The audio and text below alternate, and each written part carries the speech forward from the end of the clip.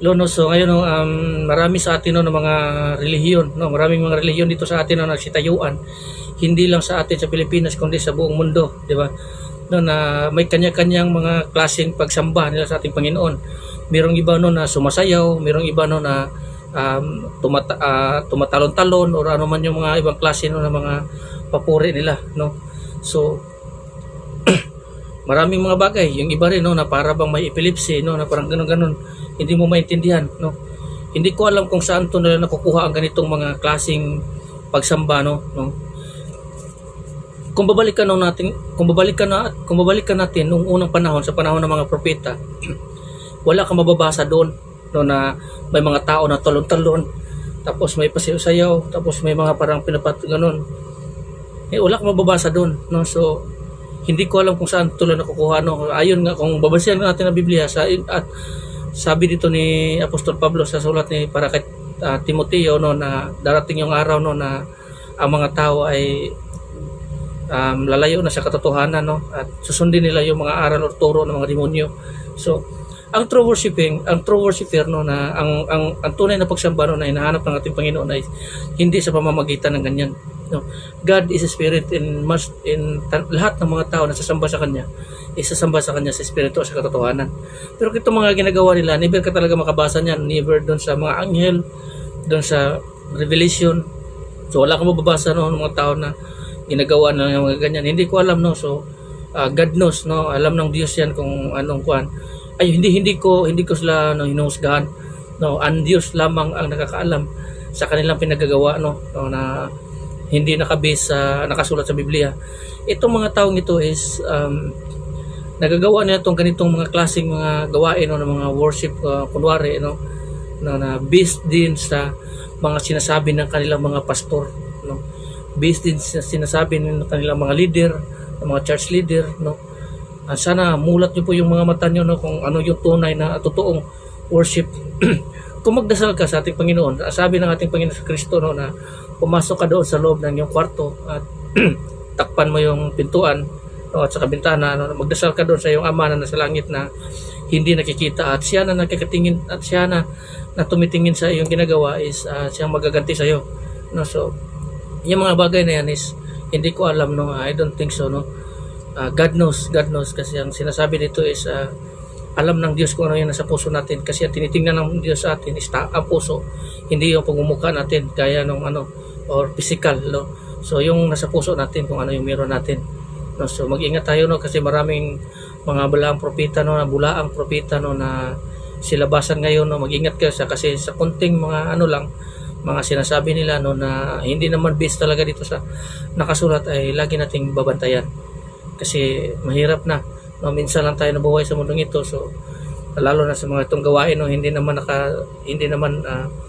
kumbaga hindi siya nakasulat or based sa Biblia, no, non-biblical siya, no, na not biblical, no, na mga gawain, no. So pero hindi ko hinusgahan, malay mo, no, na ganito mga gawain is kinululugdan sila ng Panginoon o hindi. Ang Diyos lang nakakaalam niyan, ang Diyos ang maghuhusga. Pero kung babasihan natin dito sa nakasulat sa Biblia, hindi ko wala ka talaga mababasa niyan, lalo na yung mga tao, no, na mga doon sa mga relihiyon nila, no, na para bang ganun-ganun, tapos meron ding mga parang may epilepsy, tapos ganito, tapos ginagamit pa nila yung ano daw, banal ng espiritu. So that's iyon po ay isang bagay, no, na hindi maganda, no, nagagamitin nyo sa kalukuhan or ganyan, no, na iniisip nyo na yung ginagawa ninyo ay kinalulugdan ng Panginoon, pero hindi nyo alam na baka pagdating ng araw ay sumusunod na pala kayo sa mga utos or aral ni Satanas, kasi yung mga ginagawa niya non-biblical, hindi siya nakasulat sa Biblia, hindi siya nakasulat sa sinasabi dito sa base mismo sa kasulatan sa mga ginagawa sa mga tao noong unang panahon or sa utos ng ating Panginoong si Kristo, no. So kung yung mga bagay na yan is hindi nakasulat dito, hindi ko alam kung saan nyo yan kinukuha, no, hindi ko alam, no. So ayaw ko pa rin maghusga, basta sasabihin ko sa inyo ang lahat ng mga bagay na hindi nakasulat dito sa Biblia, galing yan sa kaaway. Alam nyo naman kung sino ang kaaway, ang demonyo o Satanas.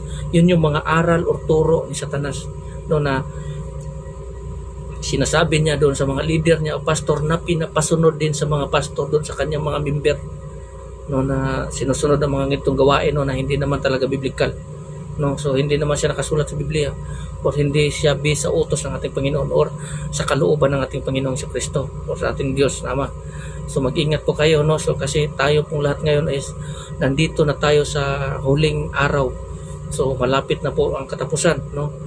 No, ayon nga dito sa Biblia, no, na rapture, pagbabalik ng ating Panginoong Kristo, no, na maraming mga tao na nagsasabi maganda ang panahon pero biglang darating yung ating Panginoong Kristo at biglang mawawala yung mga tao. Una ma-rapture is yung mga tao, no, na mabuhay uli, yung mga tao na namamatay sa dahil sa ating Panginoong Kristo, at isusunod yung mga taong kukunin na, no, salubungin ng ating Panginoon sa langit, no, doon. Ayon nga dito sa Biblia, no. So mag-ingat tayo kasi nandito tayo na last days, no. Maraming mga bansa na nagkagulo na kunting spark lang is magkagira na ganon. Maraming mga tao na gusto pa rin angkinin yung buong mundo, pero pagdating ng araw is darating yung katapusan, wala ring mapapala, no. So mag-ingat tayo kasi ayon nga dito sa Biblia is the end is near, no. Malapit na dumating ang katapusan. Kasi ang sabi ng ating Panginoong Kristo, no, na mapangaral ang salita ng Diyos sa buong mundo, at pagkatapos mapangaral ang salita ng Diyos sa buong mundo, darating na ang katapusan. So kung titignan mo, ang salita ng Panginoon is napangaral na sa buong mundo. So nangangahulugan, kung hindi pa man dumating ang katapusan, nangangahulugan nandito na ito sa ating pintuan banda, no? In our doorstep, tawag niyan doorstep, o sa mga pintuan na yan. Kunting kunting hakbang na lang is puputok na ang katapusan ng mundo, no. And the end, ang pagbabalik ng ating Panginoong Kristo. Lagi nating tatandaan, sa pagbabalik ng ating Panginoong Kristo, ang unang mabubuhay ay yung mga taong namamatay dahil sa ating Panginoong Kristo, at isusunod yung mga tao na sumasampalataya sa ating Panginoong Kristo, at maiiwan yung mga tao na hindi sumasampalataya sa Panginoon. According dito sa nakasulat sa Biblia, maraming mga tao na magsiiyakan, maraming mga tao, no, na makakakita sa ating Panginoong Kristo.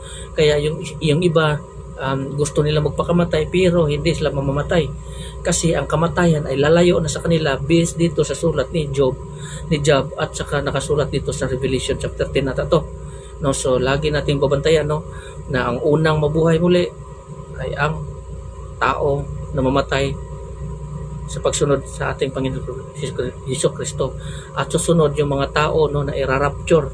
Yun yung base sa kasulatan. So lagi tayo mag-ingat, no, sa mga tao, no, na baka yung mali yung mga ginagawa nyo sa inyong mga religion is non-biblical. Mag-ingat po kayo. So umiwas na lang po kayo dyan sa mga bagay na yan. So hanggang dito na lang, no. Maraming salamat, and God bless everyone.